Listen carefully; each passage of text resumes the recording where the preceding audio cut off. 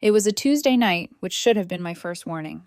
Nothing good ever happens on a Tuesday. I was lying on our big bed, staring at the ceiling and pretending to answer emails I'd already dealt with hours ago when I heard the shower start again. This was Marcus's second shower of the day. My husband is not the squeaky clean type. He's always been more of a gym, quick rinse, done man. If he showers twice in one day, it's because he's been to the gym twice, or because something else happened. And he hadn't gone to the gym. The water roared steadily behind the bathroom door, steam curling under the frame and into the bedroom like it was trying to sneak out and tell me a secret. I shifted on the pillow, my eyes drifting across the room. That's when I saw his work bag. It was slumped on the chair near our dresser, tipped on its side like it had been dropped there in a hurry. The zipper was half open, papers and receipts spilling onto the floor in messy little drifts. A phone charger, a crushed protein bar wrapper, a travel-size cologne bottle, the kind of clutter Marcus usually hated. Something about the chaos bothered me. Marcus is careless with emotions, not with his things. I slid off the bed and padded across the hardwood floor. I'm not the type of wife who goes through her husband's stuff. That's always felt like a line. You don't dig through pockets. You don't read messages over a shoulder.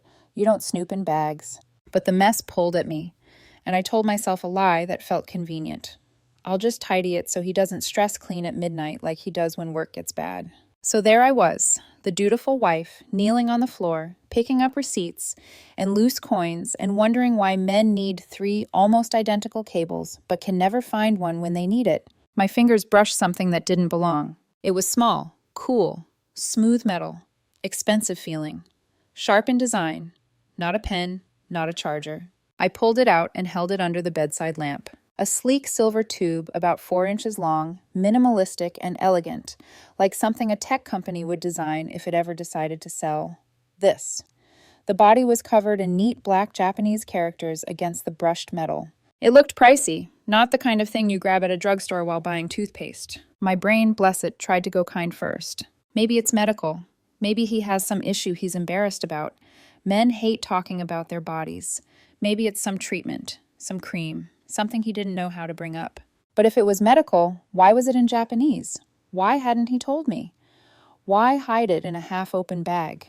Curiosity won. I grabbed my phone, opened the camera, and hovered it over the tube. Google Translate.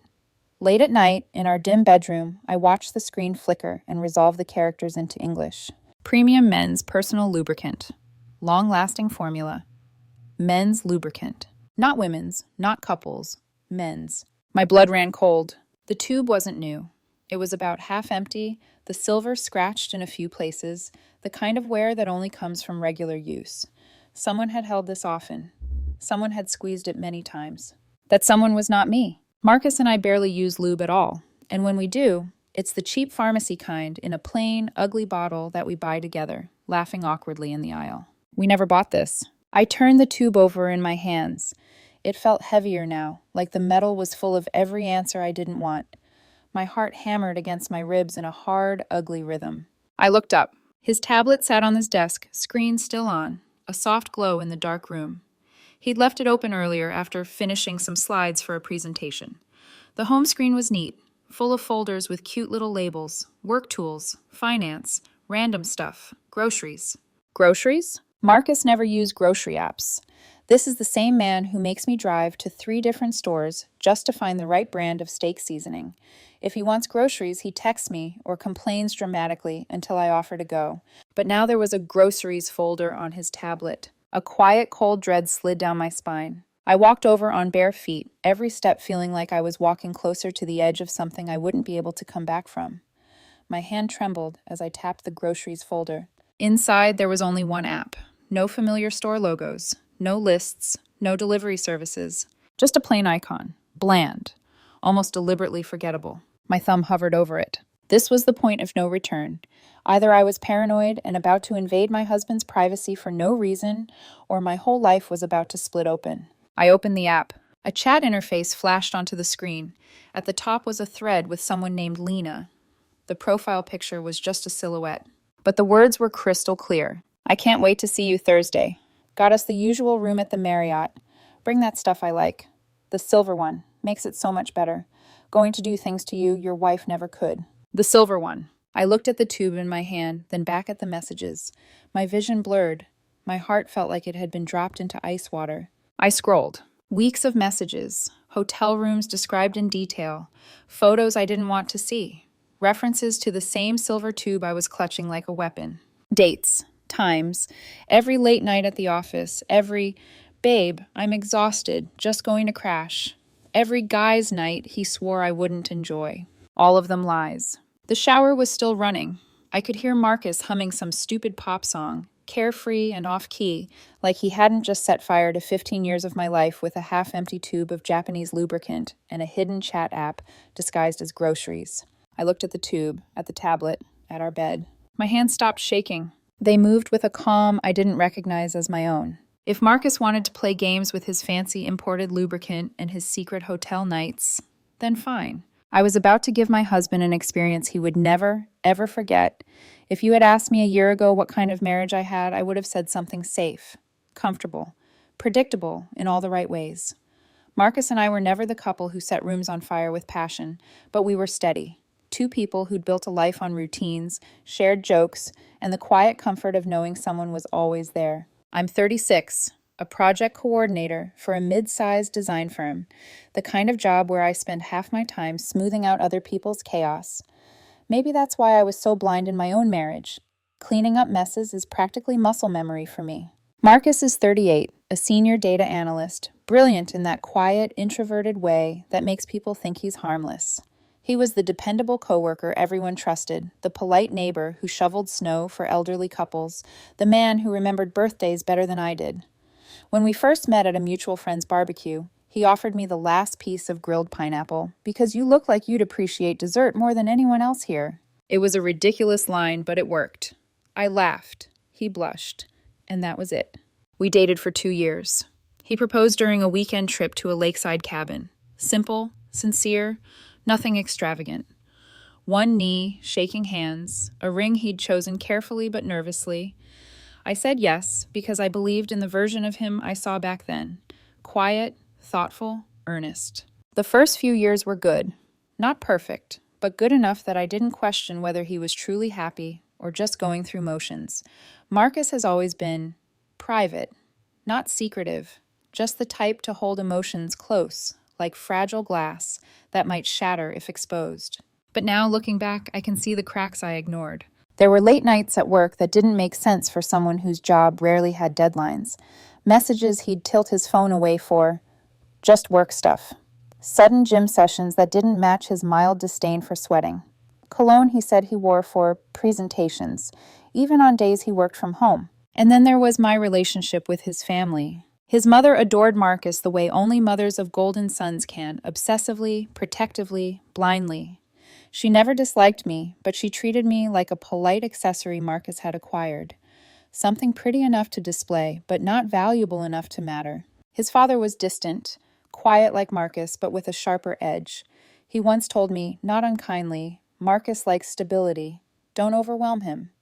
As if loving his son too brightly would somehow break him.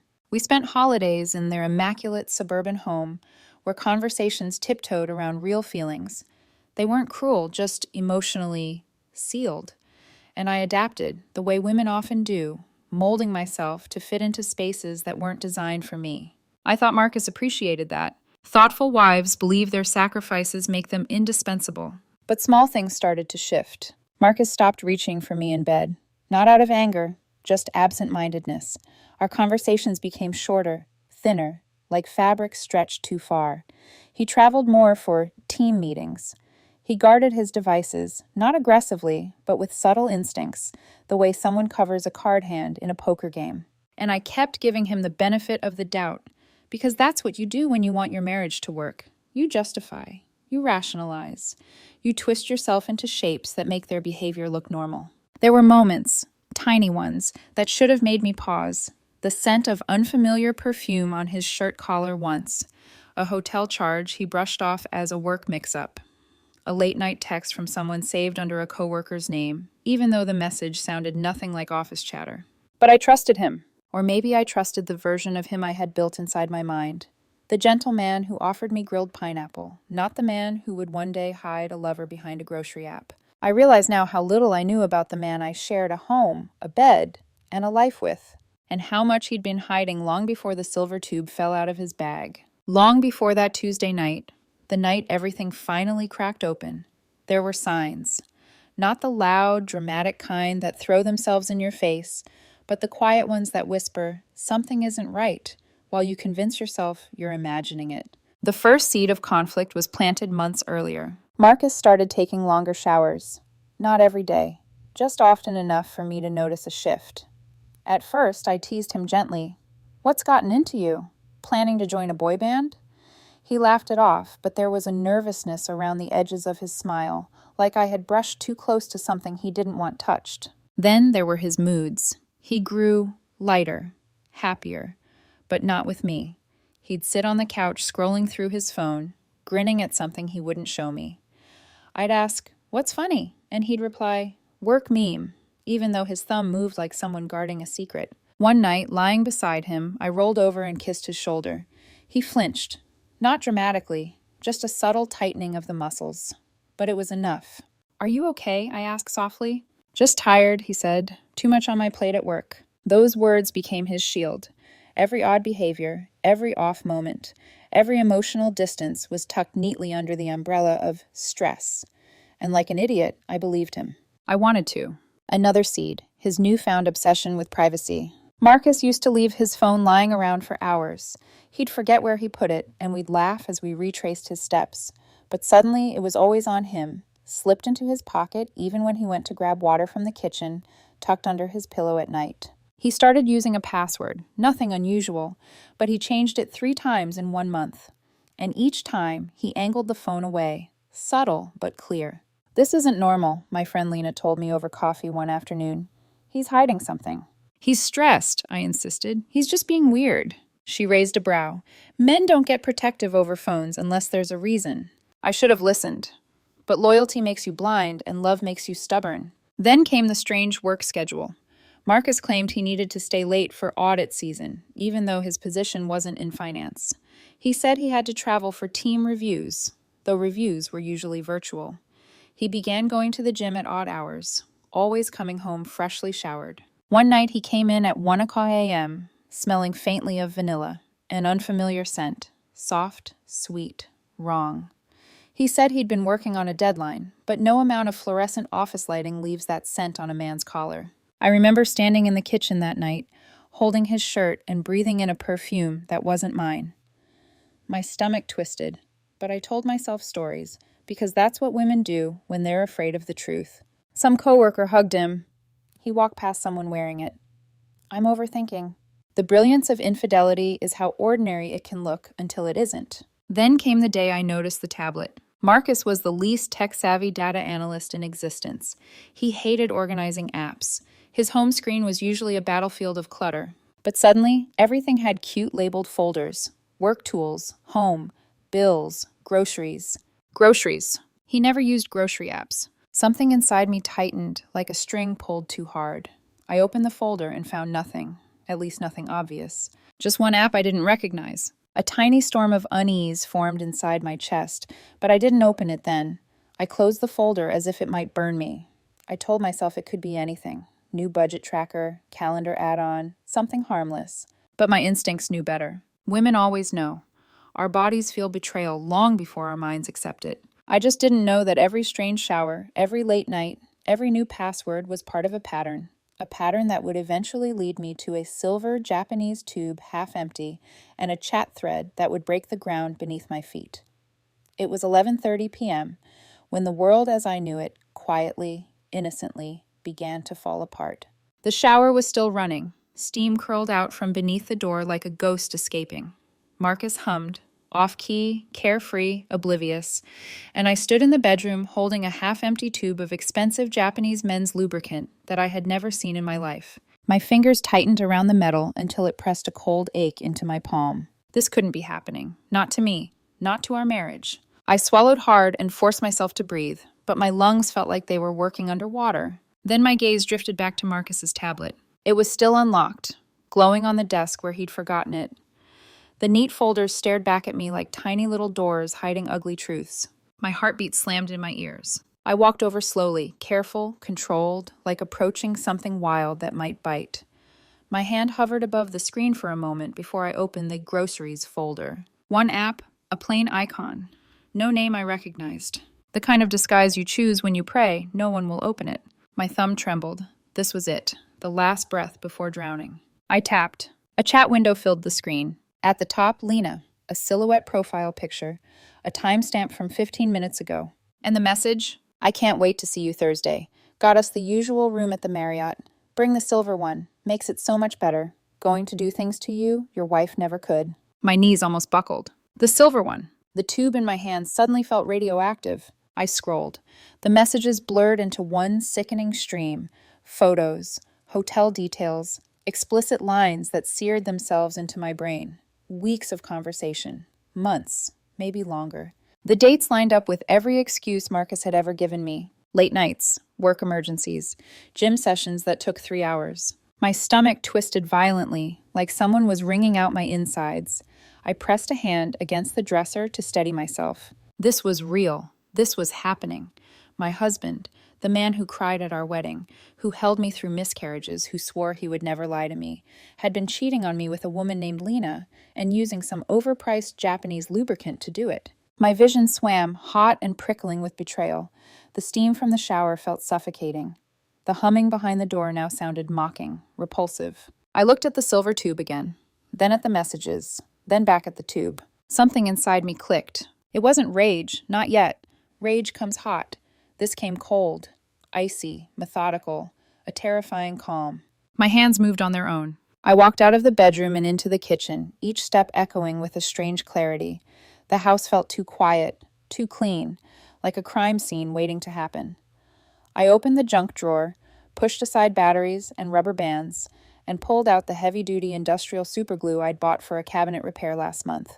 I stared at it, just stared. Then I whispered into the empty kitchen. He wants games? Fine, let's play. My fingers twisted open both caps, superglue and lubricant. The chemical scent stung my nose. Slowly, steadily, with the calm precision of someone beyond heartbreak, I squeezed the glue into the tube, massaging it carefully so it mixed thoroughly. My heart wasn't racing anymore. It was steady, flat, like a line on a hospital monitor right after the moment of death. When I finished, I wiped the tube clean, put everything back exactly where I found it, and walked to the edge of the hallway. Just in time. The shower stopped. A beat later, the bathroom door opened with a soft click. Marcus stepped out wrapped in the white towel I'd bought him for Christmas 2 years ago. His hair was damp, his skin glowed. He looked smug. "Hey, babe," he said gently, voice thick with fabricated sweetness. "You're still awake? You look tired." I stared at him, forcing my face into softness. You learn to mimic calm when your heart is burning. He walked to the kitchen, humming again, then returned carrying a tall glass of milk. Milk. Marcus hated milk. He handed it to me like an offering. "Here," he said. "Drink this. It'll help you sleep. You have that early meeting tomorrow, remember?" He remembered. Of course he did. The early meeting I'd casually mentioned at dinner, giving him the exact alibi window he needed for another secret night out. "Thanks," I whispered, taking a fake sip. "You're sweet." He smiled, satisfied, like a man who thought he'd manipulated the night perfectly. I lay beside him afterward, forcing my breath to grow slow and heavy, pretending to fall asleep while he lay awake, waiting, planning. At 12:45 a.m., he slipped out of bed, quiet, practiced, confident. The front door clicked shut. And that was the moment, lying alone in the dark, holding the knowledge of his betrayal, that a part of me died. But another part of me woke up. The part that would not be humiliated quietly. The part that would follow him. The part that would watch everything fall apart. For a few seconds after Marcus slipped out the door, I couldn't move. I lay there in the dark, staring at the ceiling, my body stiff with the kind of numbness that comes right before panic. My breath felt trapped somewhere between my ribs and my throat, refusing to go either direction. The house was so quiet I could hear the refrigerator humming, the faint tick of the clock, the soft echo of the door latch settling back into place. Then, slowly, the numbness melted, drop by drop, into something sharper. Not rage, not yet. A cold, focused clarity. I pushed the blankets aside and sat up, the mattress groaning softly beneath me. My hands were steady, too steady, in that eerie way your body reacts when the shock is too big for tears. He drugged me, I thought. He actually drugged me, his wife, so he could sneak out to be with her. My stomach lurched at the realization. I touched the glass of milk still sitting on the nightstand. The liquid sloshed gently inside it. I'd only pretended to drink. He truly believed I was unconscious. That betrayal cut deeper than the cheating itself. The intentionality, the planning, the quiet calculation required to decide, yes, I will sedate my wife so she doesn't notice I'm gone. I wrapped my robe around me, tying the belt with slow, deliberate movements. Each knot, each fold of fabric felt like armor. 20 seconds. I gave him exactly 20 seconds to think he was in the clear. Then I opened the bedroom door and stepped into the hallway, my bare feet silent on the cool wooden floors. I eased open the front door and slipped out, heart steady, mind razor sharp. The hallway was dim, lit only by a tired bulb that flickered every few seconds. At the far end, near the elevator, I saw them. Marcus was pressed against the wall. A tall woman stood in front of him, hands cupping his face, kissing him like she had every right to. Even from a distance, I recognized her from the pictures in the chat.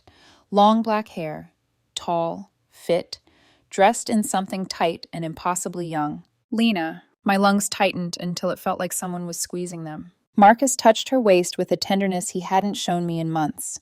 He murmured something against her lips, and she laughed. Soft, breathy, intimate.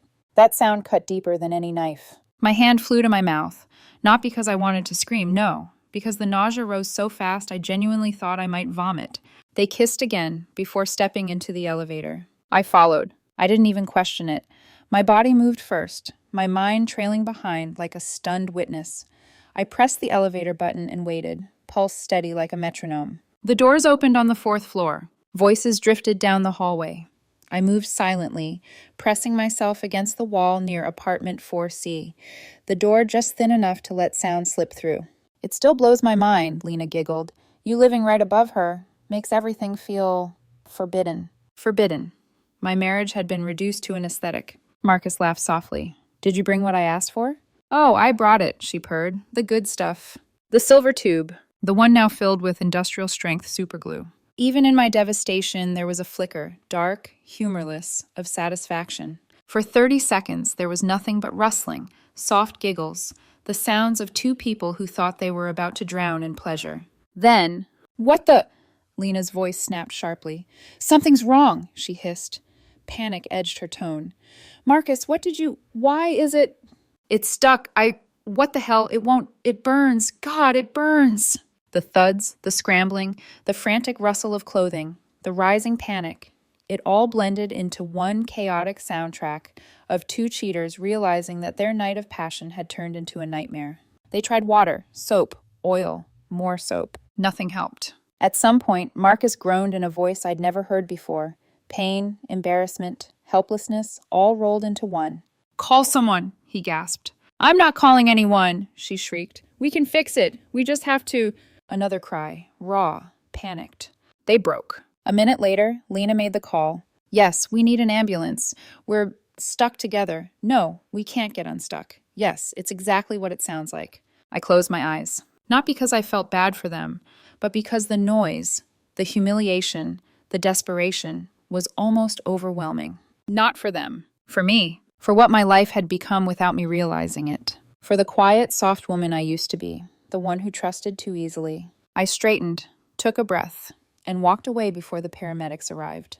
By the time they were wheeled out of the building, bodies tangled, faces white with shock, I was already back in bed, lying on my side, breathing slow and steady, pretending to sleep when Marcus's keys hit the lock at 10:30 the next morning. I didn't confront him. Not yet. Because the truth hadn't finished unraveling, and neither had I. Marcus came home the next morning at 10:30 a.m., moving like someone who had been scraped out of a blender. His hair was a mess, his skin pale, and he walked with tiny, careful steps, like each inch of movement threatened to detonate a landmine. His clothes were wrinkled, stained with antiseptic, and hung off him in a way I had never seen. He froze the second he saw me sitting at the dining table with a cup of tea in my hand. Oh, hey, babe, he said, swallowing hard. You're up early. I had an early meeting, I replied, my voice perfectly even. Remember? His eyes flicked to the glass of milk still sitting on the nightstand, untouched except for the fake sip, then back to me. He swallowed again, and lied. There was an emergency at work. I had to stay late. I took a slow sip of tea, watching him over the rim of the mug. You look exhausted, I said lightly. And are you walking funny? He flinched. Yeah, I fell at the office, down the stairs, twisted my back, went to urgent care. The lie was so clumsy, so flimsy, so absurd that I nearly laughed. Before I could respond, a sharp knock echoed through the apartment. Marcus's soul visibly left his body, and I already knew who it was. I walked to the door, opened it, and there stood Lena, tall, broad-shouldered, wearing jeans left unbuttoned because she obviously couldn't bear anything touching her lower body. Her face was pale, eyes bloodshot, posture stiff with pain. She looked like she had been through hell. Hi, she croaked. Is Marcus here? We need to talk. Behind me, Marcus whispered something that sounded like a dying animal. I brightened my smile. Of course, come in. They exchanged a look of pure panic, silent, frantic, pained. Lena stepped inside, moving gingerly, as if every motion tugged at a memory she desperately wanted to forget. Marcus tried to speak first. Lena, we can't talk here, Lena hissed. Why not? I asked, tilting my head. Sounds like something urgent. They stared at me like I was holding a detonator. Their next few minutes of conversation was the most pathetic improvisational theater I had ever witnessed. So, that issue, Lena muttered. Yeah, Marcus said, voice strangled. Work issue. You know, the project. The collaborative project, Lena added. I took a delicate sip of tea, letting them suffocate in their own awkwardness. You two really look like you're in pain, I said sympathetically. Would you like to sit? The panic that flashed across their faces was almost spiritual. No, they barked in unison. I smiled again, as warm as honey. They lasted exactly 90 seconds before Lena muttered something about needing to discuss logistics privately and fled the apartment with the kind of speed I didn't think her injuries could support. Marcus left 10 seconds later, babbling something about checking on a client. The door shut, and I exhaled. Not from relief, from anticipation, because the night wasn't done unraveling, not even close.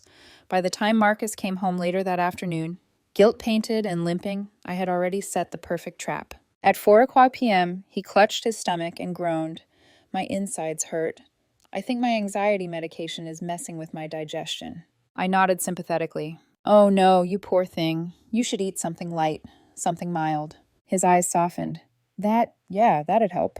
Perfect. I went into the kitchen and prepared what I would later call my masterpiece.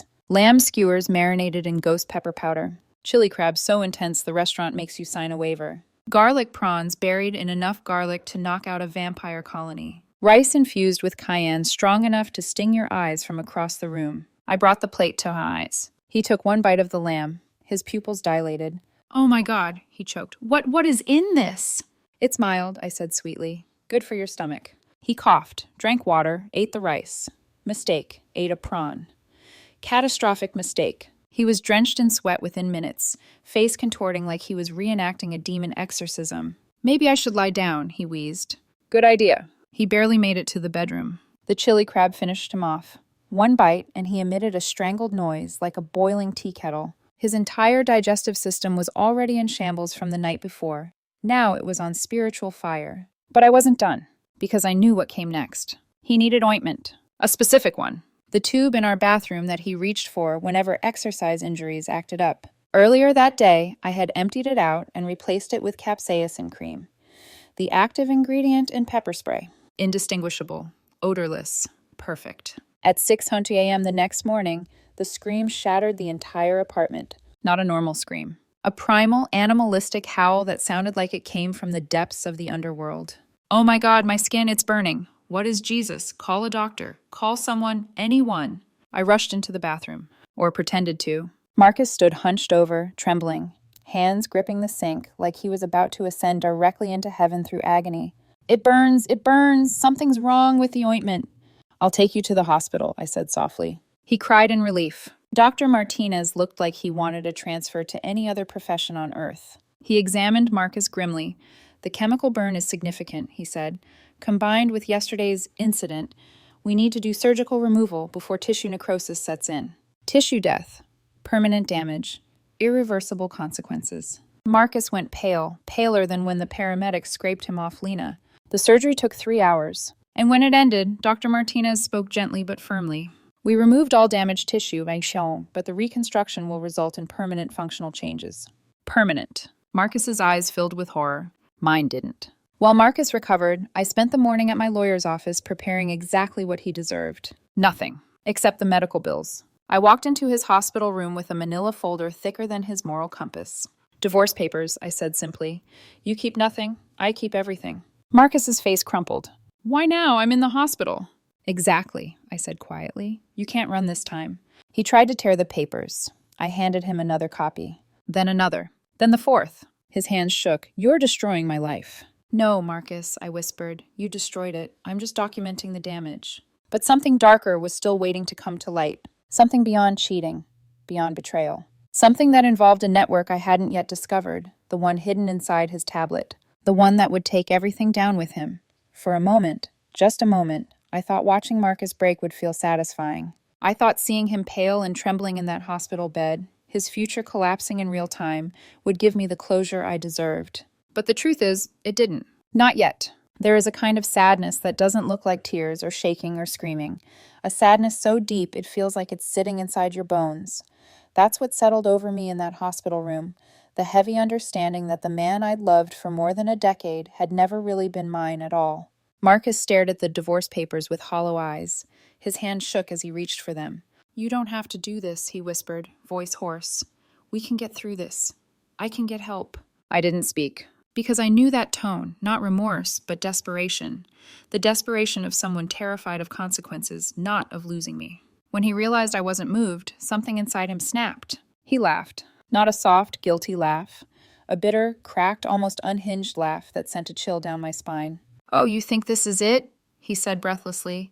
You think you caught me at the peak of my sins? His voice grew sharper, almost triumphant in its madness. You're so naive. Lena wasn't the first. And she wasn't the only one. There were others. So many others. You thought our late nights, our dry spells, our quiet marriage was normal? No. I was living a whole other life. A better life. A fun life. You were just home base. Home base. Not partner, not love, not wife. A station. A safe place to return to when he was done using other people. My fingers curled into my palms. The worst part wasn't the cheating. It was the ease with which he said it. The pride. The sick, twisted pride. That network you think you understand? Marcus continued, grinning through the pain. It's bigger than you know. Exclusive. Hidden. People like you don't get invited. People like me. He meant loyal women. Stable women. Women who believe in vows. He meant good wives. A suffocating darkness folded itself around me, thick and cold. I felt small, invisible, stupid.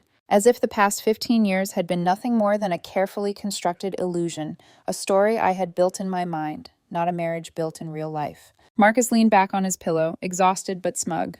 You're not going to win, he murmured, because you have no idea what you're up against. I turned away, not because I was afraid, but because I finally understood.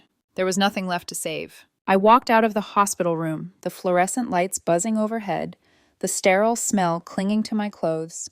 I moved on autopilot, one foot in front of the other, like my body still knew how to function while my soul drifted somewhere far behind. In the parking lot, I paused beside my car and pressed my hands against the cool metal, letting the chill ground me. I wasn't angry, not yet. What I felt was worse, a profound, all-consuming emptiness, a hollowing out of everything I thought I was. Betrayal doesn't punch you in the chest. It eats you from the inside, slowly, quietly, until you no longer recognize the woman staring back at you in the mirror. That night, alone in our quiet apartment, I sat on the couch with Marcus's tablet on my lap, the same tablet that had shattered my world 2 nights ago.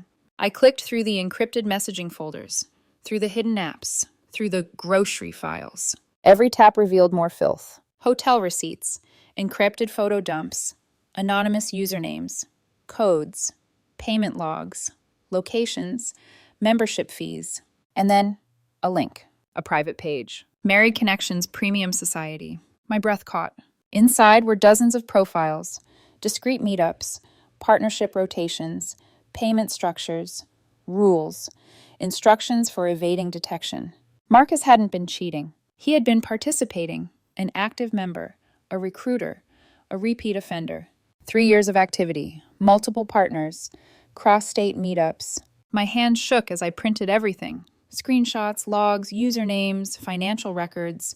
The printer hummed steadily, mechanically, while I felt my own self unwind. At one point, my legs gave out, and I sank onto the floor. The darkness finally swallowed me whole. Not a dramatic collapse, not sobbing, just quiet acceptance. I wrapped my arms around myself. I wasn't crying for Marcus. I wasn't crying for the marriage. I was crying for the woman I used to be, the woman who trusted, who believed, who loved a man who never deserved her loyalty, the woman who didn't know the world could break her like this. For the first time in days, I whispered into the silent apartment, "I didn't deserve this."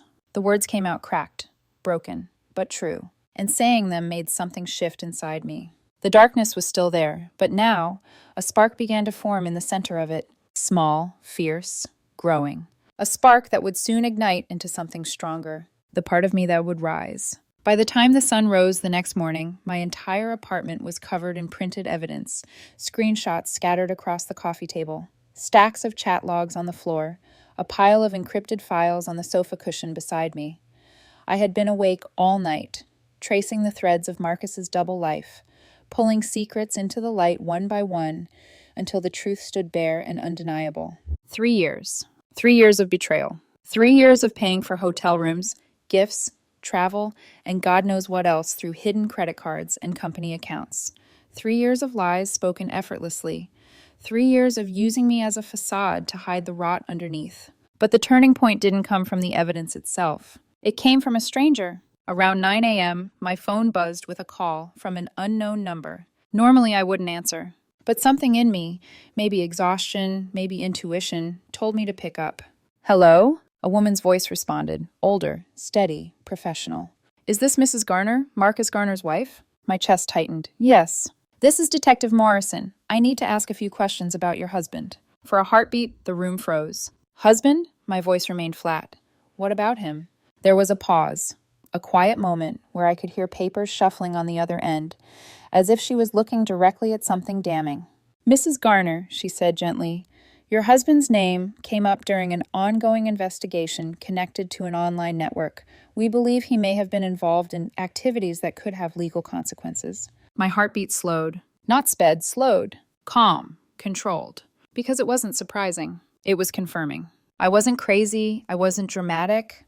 I wasn't seeing things the way Marcus had always implied whenever I questioned him. This was real, and someone neutral, someone with authority, was finally saying it aloud. Detective Morrison continued, "I understand this is sensitive, but we need to know if you've noticed anything unusual, suspicious spending, travel, extra devices." I exhaled slowly, the breath leaving my body like the release of a pressure I'd carried for years. "I have everything you need," I said. "All of it." There was another pause, this one heavier. "You do?" "I printed it," I said. "Screenshots, logs, hidden folders, the works. I also found evidence of an encrypted messaging app he's been using to schedule encounters, and payments to members in the group." The detective didn't hide her surprise. "Mrs. Garner, this could be extremely valuable to the case." Case. Not scandal, not affair, not marital dispute. Case. Legal. Criminal. Documented. For the first time since this nightmare began, I felt something powerful settle inside my chest. Not rage. Not sorrow. Strength. A grounding, stabilizing strength. I wasn't the broken woman crying on the living room floor anymore. I was in control. "When can you bring the evidence in?" she asked. "Today," I said. "In an hour." And I meant it. I hung up the phone and stood up slowly. My legs were stiff from sitting for hours, but I felt lighter somehow, lighter than I had in days. I gathered everything into neat stacks. Marcus's chat logs, screenshots of transactions, file paths showing encrypted folder use, the membership page from the Married Connections Premium Society travel receipts, hotel records. Every single piece of his betrayal. I placed them into a large binder, organized, labeled, unshakable. Just like me now. Before leaving, I caught my reflection in the hallway mirror. My hair was messy, my eyes were tired, my face looked older than it had last week. But beneath all that, something new lived there. Resolve. No more shrinking. No more making myself small to keep the peace. No more excusing bad behavior because I thought loving someone meant carrying all their flaws. The woman staring back at me wasn't weak. She was awakening. Detective Morrison met me in a quiet interrogation room. She was in her 50s, sharp eyes softened by a calm professionalism. the kind of woman who'd seen enough lies to recognize the rare moments when truth finally breaks through. She flipped through the binder slowly, page by page. The more she saw, the deeper her brow furrowed. Finally, she looked up. Mrs. Garner, this network is part of an active federal investigation. Federal. The word hit like a punch. Your husband's involvement places him in a very serious position, but your cooperation and this level of documentation could significantly impact how this unfolds. I nodded, feeling strangely detached from the gravity of it. It wasn't shock anymore. It was clarity.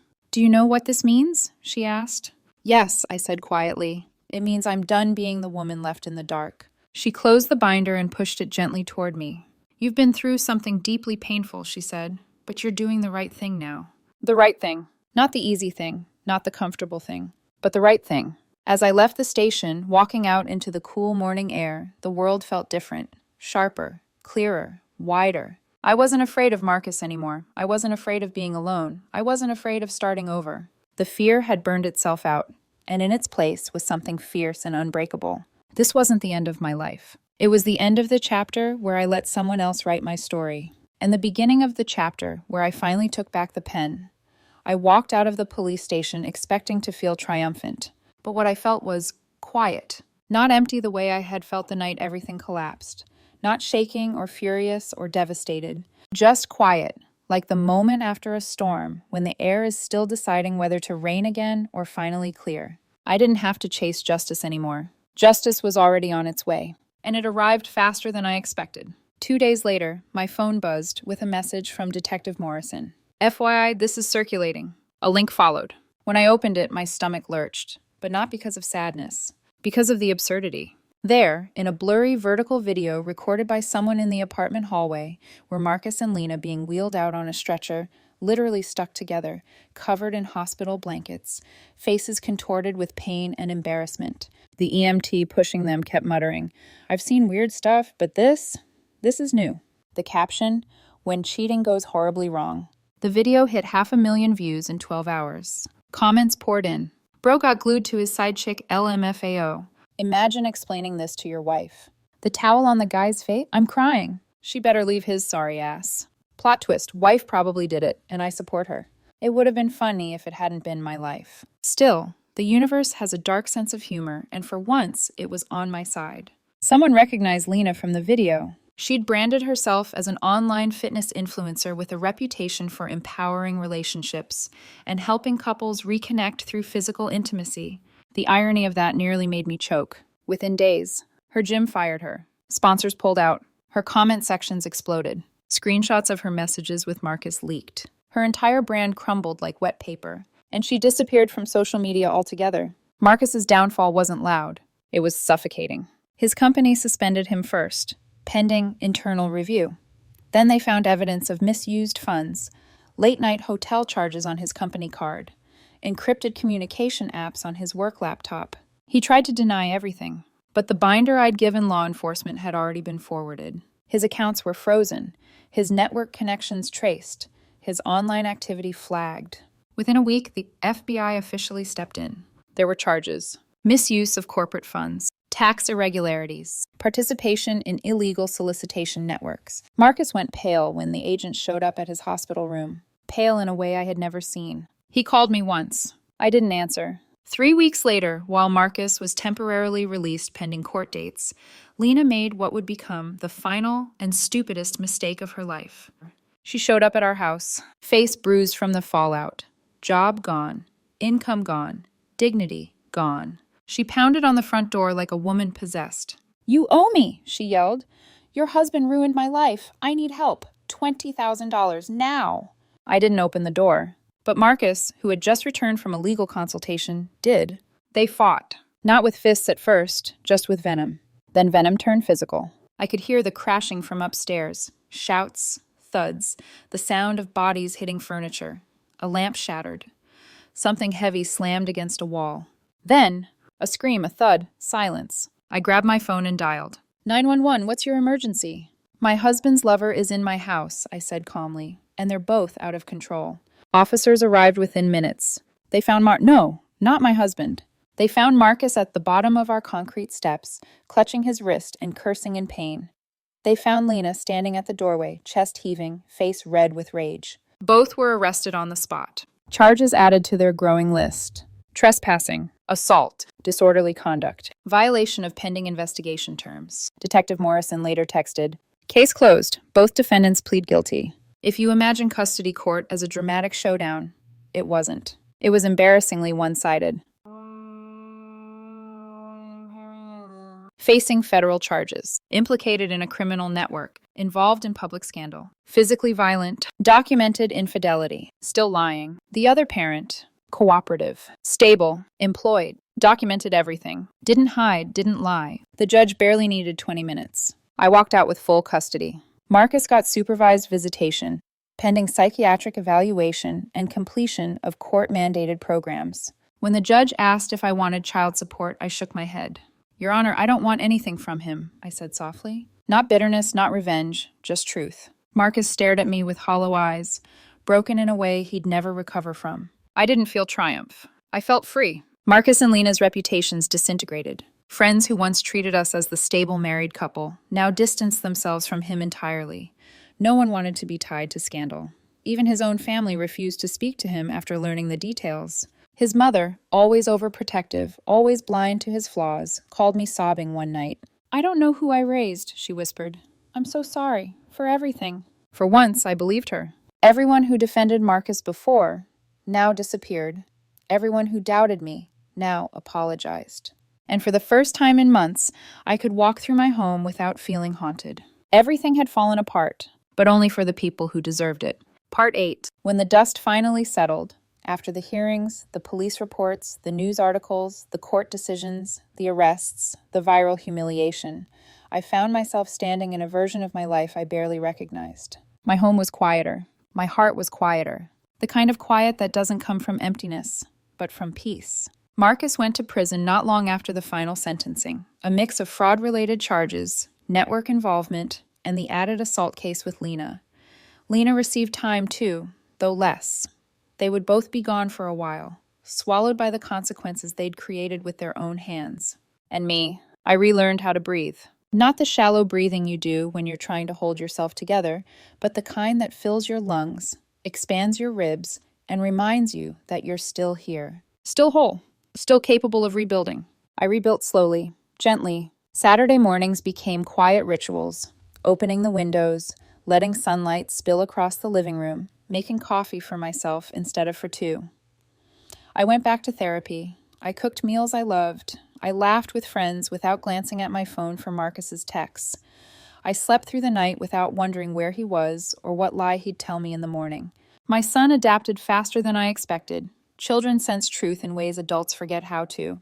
He smiled more, slept better, asked fewer questions than I feared. I held him at night, letting his small heartbeat remind me why I fought so hard, why I gathered evidence, why I walked away. Not for revenge, not even for justice, for freedom. One afternoon, months later, I found myself sitting on a park bench, watching families stroll by, couples walking dogs, teenagers laughing, an old man feeding birds with the seriousness of a surgeon. And I realized something profound. I did not regret what happened. Not the pain, not the betrayal, not even the humiliation. Because without it, I would still be shrinking myself for a man who didn't deserve me, still bending my worth around someone else's comfort, still mistaking routine for love. I'm not the same woman Marcus cheated on. I'm stronger, sharper, calmer, wiser. Healing didn't come as a thunderclap. It came in tiny moments of choosing myself again and again, in saying no, in saying nothing, in saying goodbye. If I've learned anything worth sharing, it's this. Sometimes the universe will shatter your life to save you from living the wrong one. Sometimes the fire that burns you is the same fire that sets you free. And sometimes the greatest revenge you can offer someone who tried to break you is to walk away whole and never look back.